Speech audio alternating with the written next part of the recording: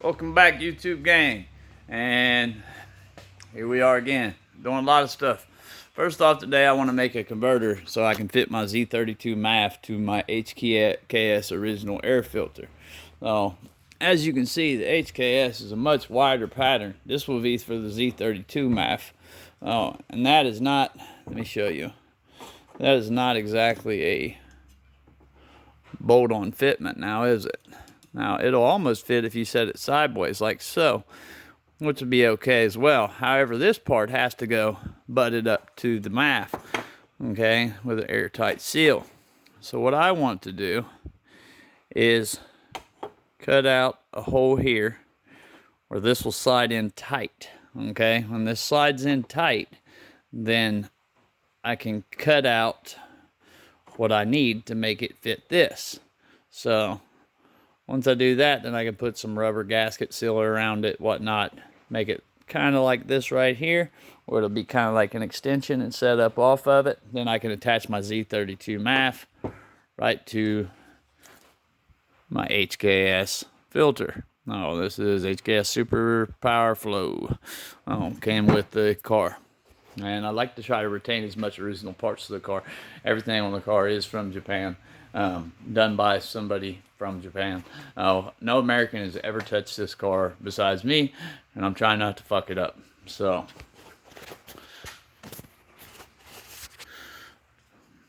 here we go. I hydrolocked the motor for a brief second yesterday. I quickly got it unlocked after I figured out what happened. My injectors, I put new injectors in. I had apparently pinched an O-ring seal or something.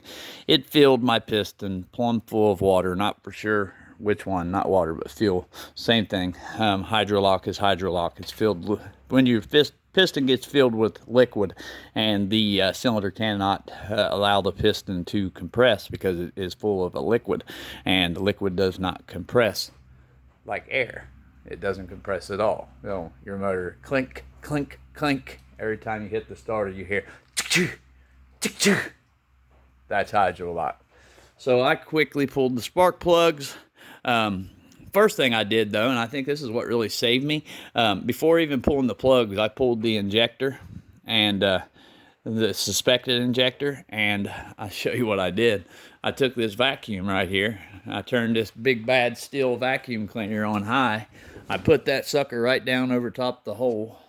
Let me find it here. Put it right down over top the hole, and I sucked that gasoline right back off that fucking piston. And seemed to work for me. And that is how a steel vacuum cleaner saved my motor. Now, if you guys know anything about hydrolock is no fun. Hydrolock will bend your rod, lock your engine, because the starters on these cars got some juice. And they got enough juice to bend a rod. Now, trust and believe, you don't want that. So to avoid future hydrolock issues, if you have a Japanese motor, SR20, DET, KA24, stuff of that sort, they hydrolock. So when installing your injectors, for now on, pull the rail. Just pull the damn rail right off the bit. Rip, pull it. Make sure your injectors are seated. Turn the ignition to the car on, not cranking, just on. Make sure that the seals are holding and you don't got fucking gas filling your piston. Also, tip number 2, if you want to be extra cautious like I do now,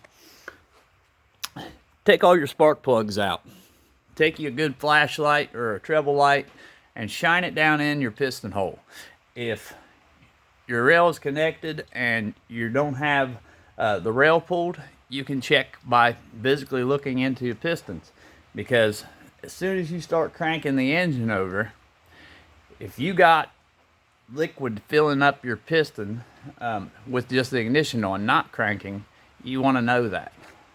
So we're not going to hydrolock this motor anymore. The engine spins freely, and I'm so happy we got the exhaust put on last night. Well, let me show you guys that real quick.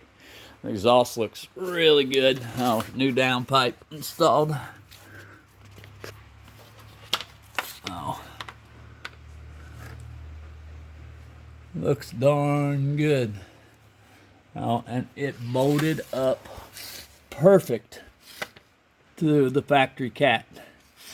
And yes, the catalytic converter is still there. The catalytic converter is still in good working order, which is amazing, and I'm very happy. The car sounds amazing.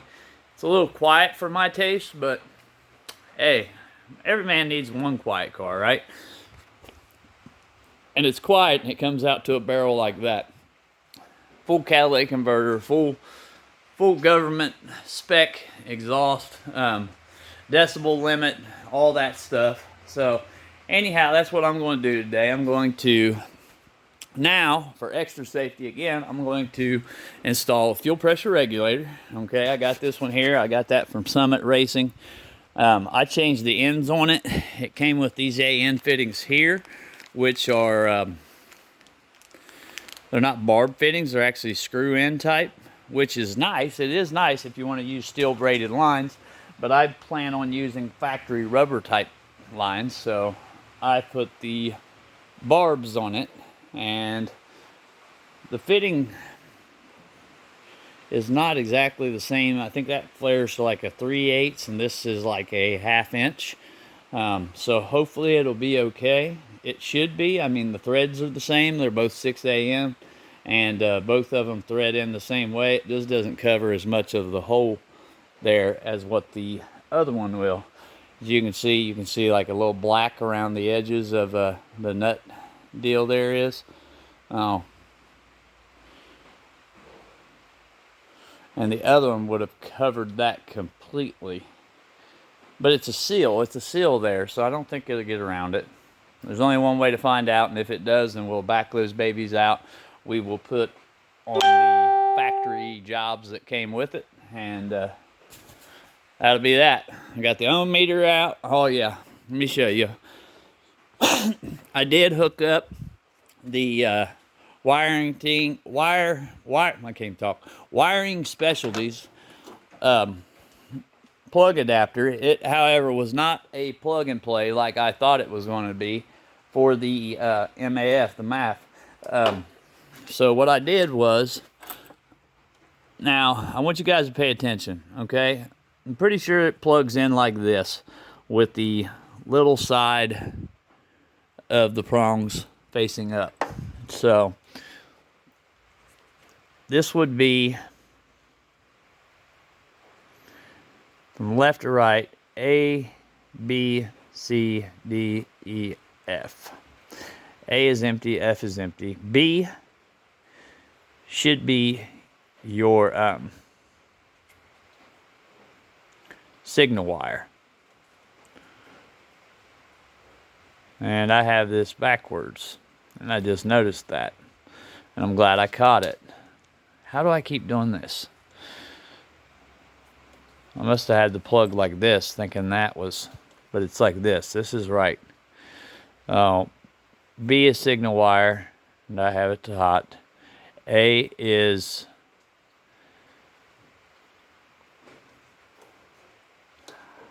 E is hot. Oh, I need to change those. I'm going to do that right now. So